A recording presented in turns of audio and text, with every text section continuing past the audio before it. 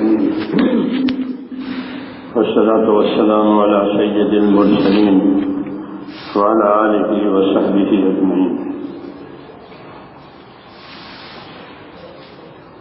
ایک حدیث پاک میں یوں ہے،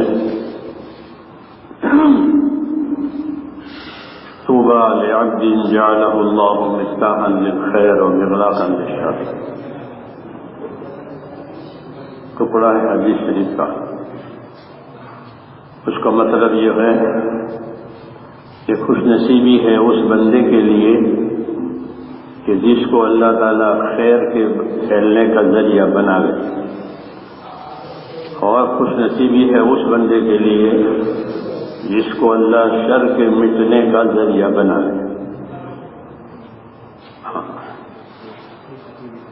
یہ بہت اونچی بات ہے۔ دنیا جو ہے خیر اور شر کا مجموعہ ہے۔ جیسے اندھیرا اجالا ہوتا ہے، دنیا میں اندھیرا بھی ہو جاتا ہے، اجالا بھی ہو جاتا ہے، رات بھی ہوتی ہے، دن بھی ہوتے ہیں۔ ایسے ہی دنیا میں خیر اور شر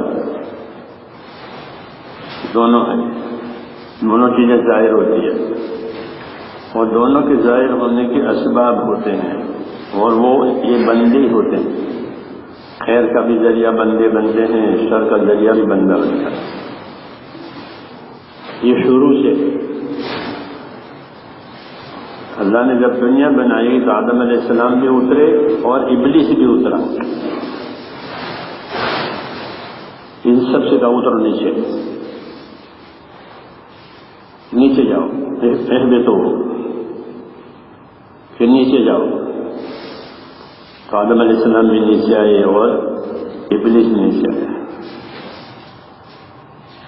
اس لیے کہتے ہیں کہ یہ دنیا ایک اکھاڑا ہے،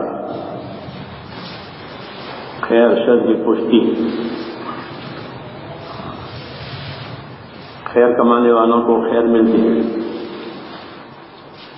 شر کمانے والوں کو شر بھی ملے گا۔ بہترین جگہ مساجد، بہترین جگہ بازار، یہ بھی مقابلہ ہے۔ خیر البقاع، کہ زمین کے تمام ٹکڑوں میں سب سے بہترین ٹکڑے وہ کیا ہیں؟ مساجد زمین پر، اور بدترین ٹکڑے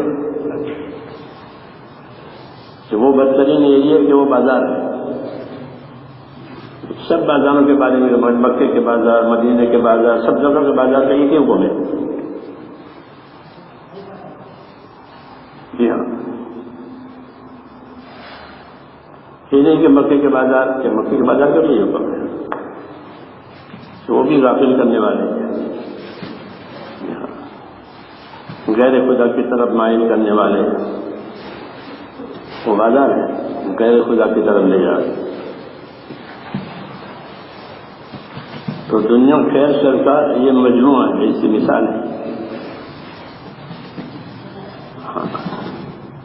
پھر دوسری بات کہ اللہ تعالیٰ نے آدمی میں بھی دونوں مادے رکھے ہیں، خیر کے بھی شر کے بھی۔ فَأَلْهَمَهَا فُجُورَهَا وَتَقْوَاهَا، کہ آدمی کے اندر فسق و فجور اس کی بھی طاقت ہے، اور تقویٰ طہارت اس کی بھی طاقت ہے، دونوں رکھی ہوئی ہے۔ کہ اپنے آپ کو پابند پرہیزگار بھی بنا سکتا ہے، اور یہ اپنے آپ کو فاسق لچا بھی بنا سکتا ہے۔ تو دنیا اس طرح دونوں کا ذریعہ ہے،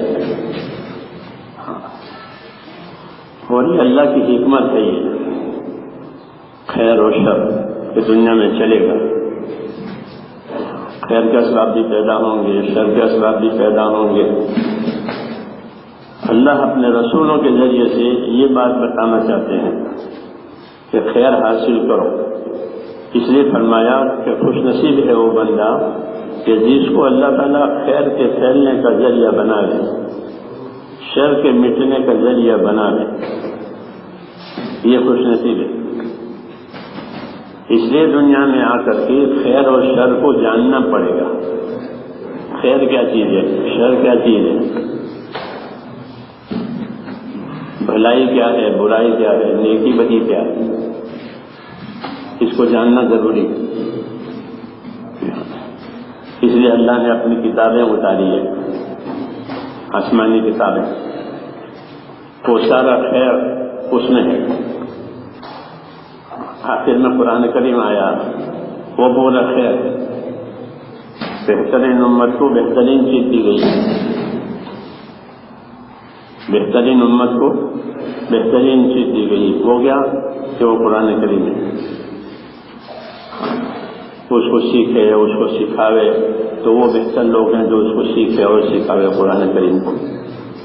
خالی پڑھے نہیں، یہ نہیں کہا کہ پڑھے، سیکھے. پڑھنے کا درجہ پہلا ہوتا ہے. یہ بچہ الف بھی پڑھتا ہے، وہ کچھ جانتا نہیں کہ الف کیا با کیا، بس وہ حروف ہیں اس کو سیکھ لیتا ہے، پڑھ لیتا ہے. یہ بھی خیر ہے، مگر یہ پہلا درجہ ہے پڑھنا. اسے قرات کہتے ہیں. پکڑو، پڑھو. پھر اس سے آگے اسے سیکھو. اللہ کی طرف سے کیا ذمہ داری دی ہے اس کتاب نے کہ اسے سیکھو. ہاں، کتاب کے سیکھنے سے اور کتاب پر چلنے سے اللہ سے تعلق پیدا ہوگا، اور کوئی ذریعہ نہیں ہے. اللہ کی یہ کتاب جو ہے وہ رسول صلی اللہ علیہ وسلم کا بھی رہبر ہے، حضور کے رہبر ہے. کون؟ قرآن شریف. کوئی بات ہوتی تھی تو نازل ہوتی تھی آیتیں قرآن پاک کی، تو وہ رہبری کرتی تھی. حضور صلی اللہ علیہ وسلم سارے انسانوں جناتوں کے رہبر ہیں، اور قرآن آپ کا رہبر ہے. جی ہاں، اس لیے قرآن شریف کو سیکھنا، سمجھنا، اس پر عمل کرنا یہ اصل ہے. اس پر عمل کرنے کرانے کے لیے رسول صلی اللہ علیہ وسلم کو بھیجا ہے. ہاں، یہ کتاب میں جو باتیں آئی ہے اس کا کیا مطلب ہے، تو وہ مطلب اور مراد وہ نبی سمجھائیں گے کہ اس کا یہ مطلب ہے، یہ مطلب ہے، یہ مطلب ہے. وہ باتیں جو حضور صلی اللہ علیہ وسلم نے سکھائی وہ صحابہ نے لے لی، آپ کی صحبت میں رہ کر کے اس کو سیکھا، پھر دنیا کو دیا. یہ بہترین راستہ طے ہوا. بہتری کا یہی راستہ ہے کہ اللہ کے دین کو لیا جائے، اس کو سیکھا جائے، اور اپنے آپ کو اس کا پابند کیا جائے. اگر اپنے آپ کو دین کا پابند نہیں کرے گا تو وہ ماحول کی چیزوں کا پابند ہوگا، رواج کا پابند ہوگا، یا اپنی عادت طبیعت کا پابند ہوگا. ہاں، پکی بات ہے کہ اگر وہ اس کا پابند نہیں تو پھر وہ اس کا پابند ہے. ہمارے باپ دادا یوں ہی کہتے تھے، نبیوں سے لوگ کہتے ہیں ہمارے باپ دادا نے اسے کیا ہم ایسا کریں گے. ان کے باپ دادا تو گمراہ تھے، تو یہ بھی گمراہ ہو گئے. اس لیے میرے دوستو، دنیا کی خیر جو ہے وہ دین میں ہے. دنیا کی خیر دین میں ہے. اگر یہ دین آیا تو ساری دنیا میں خیر آ گئی، اور دین نہیں آیا پھر اس دنیا میں کوئی خیر نہیں. دنیا کی خیر اسی وجہ سے ہے کہ یہاں دین آیا ہے. ہاں، تو اگر دنیا والوں نے دین کو رخصت کر دیا پھر ان میں کوئی خیر نہیں. اس لیے دین کی دعوت ہے، دین کی محنت ہے، دین کا سیکھنا سکھانا ہے، اپنے آپ کو دین کا پابند کرنا ہے. ہاں، دینی ماحول بنانا، یہ دین کا ماحول بناؤ. ہاں، جب ایک مجموعہ محنت کرے گا تو ماحول بنتا ہے. پھر جب ماحول بنے گا تو لوگوں کو دین پر چلنا آسان ہو جائے گا، اور ماحول نہیں ہوگا تو ان کے لیے دین پر چلنا بہت مشکل ہوگا. اس لیے کہتے ہیں کہ مل جل کر کے دین سیکھو، مل جل کر کے دین کی محنت کرو، دین کی محنت کو لے کر دنیا پھرو، تاکہ اپنے اندر دینی رشتہ پیدا ہو جائے. کہ جب دین کی محنت ہوگی تو مسلمان بھائی بن جائیں گے، کالے گورے، جی ہاں، کسی کے علاقے کے ہوں، کسی زبان کے ہوں، کسی قوم کے ہوں، وہ سب ختم ہو جائے گا، یہ بھائی بن جائیں گے۔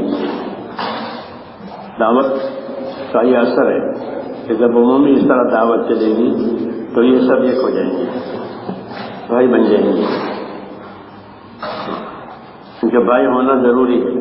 بھائی بن کر کے کام کرے۔ حضور صلی اللہ علیہ وسلم کام شروع کیا تو دو آدمیوں کو بھائی بنا دے، مواقعات، یہ دونوں بھائی، یہ دونوں بھائی، یہ دونوں بھائی، تو کام کرو، بھائی بن کر کام کرو، بھائی بن کر دین پر چلو۔ تو دین جو ہے وہ بنائے گا بھائی، اور دنیا ہوگی تو وہ بھائی نہیں بنے گی، اپنی اپنی غرض کے تابع ہو جائیں گے، کیونکہ دنیا غرضوں سے ملتی ہے اور دین اخلاص سے ملتا ہے۔ دنیا غرض سے، جی ہاں، اور دین اخلاص۔ اپنی غرض قربان کرے تو دین ملے، اور غرض ہے تو پھر دنیا آئے گی۔ اس لیے غرض آدمی کو پسند نہیں آتی، سمجھے نہیں؟ کیسے میری بات میں ہاں کہہ دیا کہ غرض پسند نہیں آتی؟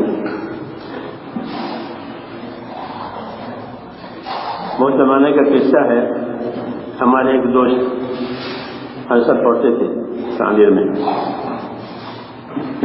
دوسری جگہ کے تھے، ان کی ایک بہن تھی، تو کچھ گڑبڑ ہوئی تو وہ بہن کو طلاق ہو گئی۔ اتفاق سے وہ ہمارے دوست میرے گھر آئے، ہم کھانا کھا رہے تھے، ایک صاحب آئے میرے گھر، کبھی میرے گھر نہیں آئے، آئے اور کہا کہ وہ مہمان آپ کے ہاں آئے ہیں؟ کہا یہاں آئے ہیں،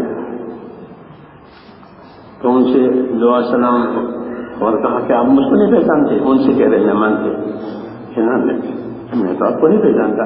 تو ان کے سامنے تعجب ظاہر کرنے کے آپ مجھ کو نہیں پہچانتے؟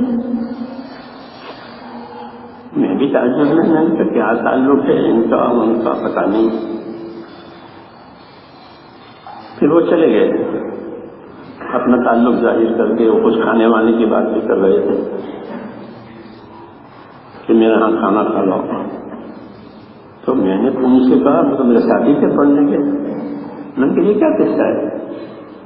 انہوں نے کہا کہ میری بہن کو طلاق ہوئی ہے، یہ اس سے رشتے کی فکر میں پھر یہ اسی طرح ہے۔ تو نہ ان کا یہ کھانے کی بات پسند ان کو آئی، اور نہ یہ کہ میں ہماری آپ سے بہت پہچان ہے، میں آپ کو پہچان کر مجھے کچھ نہیں ہے۔ اصل بات یہ ہے کہ میری بہن ماں سے الگ ہوئی ہے تو اس کی نظر مجھ پر ہے۔ سمجھ گئے میری مثال؟ آیا، استقبال کیا، سلام، دعا، کھانے کی دعوت، لیکن مجھ کو پسند نہیں آئی، کیونکہ یہ غرض کے لیے آیا۔ مولانا محمد یوسف رحمۃ اللہ علیہ فرماتے تھے کہ غرض ناپسند ہے، کیونکہ وہ آدمی کے اندر سے پیدا ہوتی ہے اور آدمی منی سے پیدا ہوا ہے۔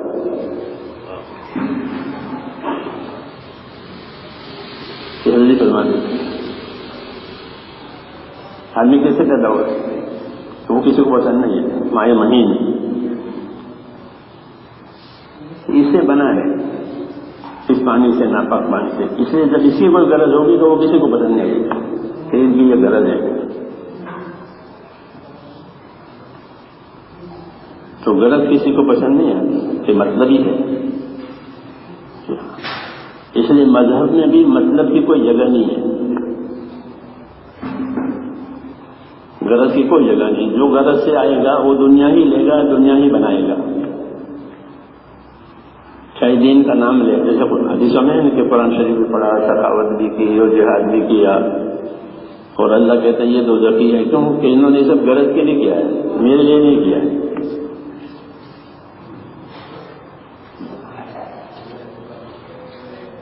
اس لیے ایمان اخلاص اصل ہے۔ کیا ہے؟ ایمان، اخلاص، یہ اصل ہے۔ دونوں ایک ہی ہے۔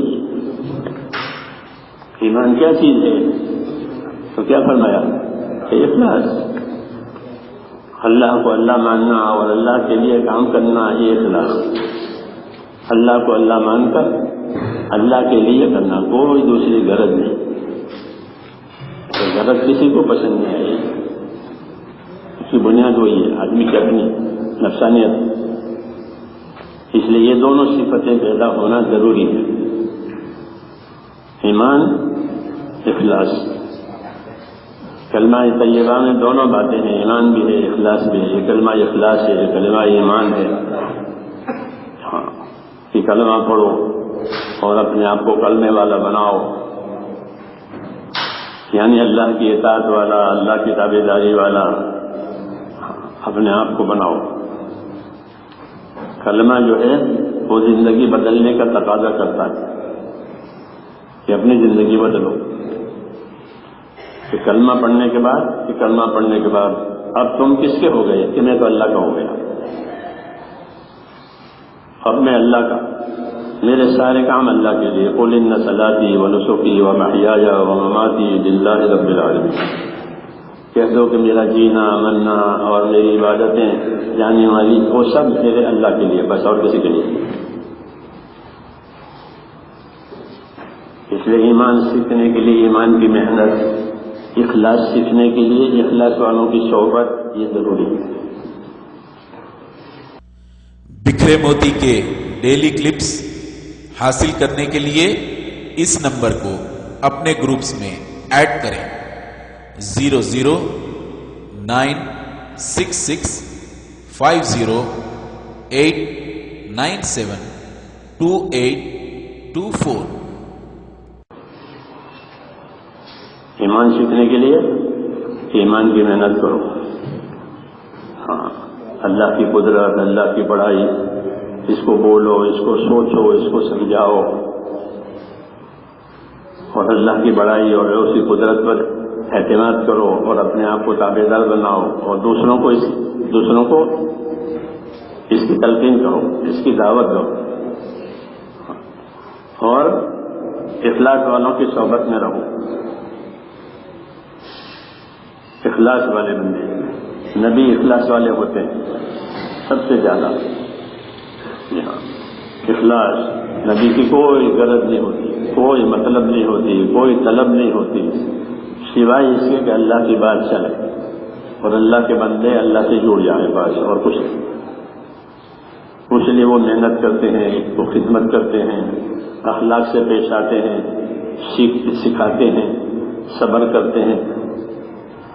تو ایمان سیکھنے کے لیے ایمان کی محنت کرنا، یعنی حکم والی زندگی گزارنی ہے، تو حکم والی زندگی گزارنے کے لیے حکم والی محنت، جیسے بازار میں چیزوں والی محنت ہوتی ہے، چیزیں بنتی ہیں، وہاں سے آتی ہیں، جاتی ہیں، لاتے ہیں، لیتے ہیں، ایک محنت ہے مستقل، چیزوں کی محنت بازار کے ساتھ وہاں ظاہر ہوتی ہے۔ ایمان کی محنت مزیدوں سے ظاہر ہوتی ہے، اللہ کی بات، اللہ کی عبادت، اللہ کی چیزیں سیکھنا، اللہ کی چیزیں سکھانا، اللہ کی چیزیں سیکھنے کے لوگوں کو لانا، یہ ایمان کی محنت ہے۔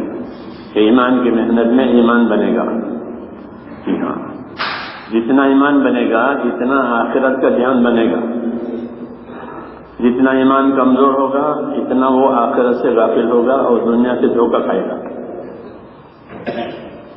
جی ہاں، دنیا سے دھوکہ کھاتا ہے آدمی، کچھ امیدیں دنیا سے بندی تھی، وہ پوری نہیں ہوئی، وہ معاملہ ویسے رہ گیا، تو پھر آخر میں حسرت ہوتی ہے، پچھتاوا ہوتا ہے، اور کوئی علاج نہیں۔ اس لیے آگاہ کیا ہے کہ اپنے آپ کو خیر کا ذریعہ بناؤ، سیکھو اور سکھاؤ اور کماؤ آخرت۔ دین سیکھنے سے، دین سکھانے سے، دین پر چلنے سے آخرت بنتی ہے۔ سکھاؤ دوسروں، سیکھو۔ ہاں، اصل طریقہ ہمارا یہی ہے کہ مل جل کر کے، صحبت میں رہ کر کے سیکھیں، یہ اصلی طریقہ تھا، صحبت سے سیکھنا۔ جیسے گھر میں لڑکیاں کھانا پکانا، چولہا، وہ ماں کی صحبت میں سیکھتی ہے، کوئی کاغذ قلم کتاب نہیں ہوتی ہے کہ فلاں چیز بنانے کے لیے کتابیں چھپی ہوئی ہے، بریانی بنانے کا طریقہ، مرغ مسلم بنانے کا طریقہ کتابوں میں چھپا ہوا ہے. ہاں، مچھلی کے کانٹے گلنے کا طریقہ یہ سب کتابوں میں ہے. جی ہاں، لیکن کتابوں سے نہیں ہوتا وہ تو کیسے ہوتا ہے؟ ماں کی صحبت میں تو سیکھ لیتی ہے، وہ بہترین بنا لیتی ہے، پھر اپنا گھر سنبھالتی ہے جا کے. یہ مثال ہے. ایسے صحبتوں کا دین، اچھے لوگوں کی صحبت، ان کی رہبری، ان کے اخلاق، ان کے ساتھ رہ کر وہ چیزیں ملتی ہیں. اب وہ چیزیں ختم ہو گئی ہیں کیونکہ دین چھوٹ گیا، اس لیے وہ باتیں نہیں رہی. لوگ صحبتوں سے دور ہو گئے، وحشت ہوتی ہے، ان کو وحشت ہوتی ہے. اس لیے یہ مجمع بنائے جاتے ہیں، یہ محنت بنائی جاتی ہے تاکہ ایک دوسرے کی صحبت سے سیکھے اور ایک دوسرے کی خوبیاں لے. لوگوں میں بہت خوبیاں ہیں. مولانا الیاس صاحب کا حضور نے فرمایا لوگوں کے بارے میں کہ الناس معادن کمعادن الذهب والفضہ، کہ لوگ اپنی جگہ اتنے قیمتی ہیں، یہ سب جیسے سونے چاندی کی کانیں ہوتی ہیں زمین میں، سونا نکلتا ہے، وہ زمین کتنی قیمتی، چاندی نکلتی ہے، وہ زمین قیمتی. ایسے ہی لوگ بھی ہیں، زمین سے بنے ہوئے ہیں، یہ بھی مٹی سے بنے ہوئے ہیں. تو جیسے زمین میں خوبیاں ہیں، یہ باغ کی زمین ہے، جی ہاں، ایسے لوگ بھی بہت قیمتی ہیں، ان کے اندر خوبیاں ہیں. لیکن وہ خوبیاں ایسی دبی ہوئی ہیں جیسے سونا چاندی نیچے دبا ہوا ہے زمین میں.